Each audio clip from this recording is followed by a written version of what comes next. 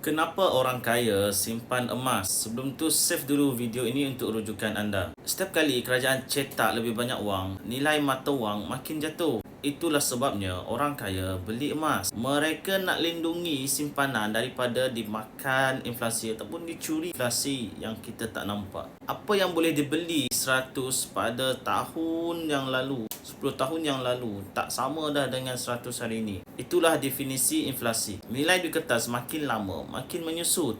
Dengan kata lain, makin lama kita simpan duit, makin miskin sebab nilai harta kita makin berkurang. Tak perlu nak tunggu kaya. Emas yang kecil pun dah cukup untuk kita bermula ataupun serendah 100 saja di akaun emas GAP. Jadi saya nak bantu siapa nak mula simpan emas dan lindungi kita daripada dicuri oleh inflasi. Tengok video 5 langkah untuk mulakan simpanan emas ataupun isi beg biru dekat bawah untuk saya bantu anda sebaiknya. Follow dan komen untuk lebih banyak ilmu kewangan dan emas.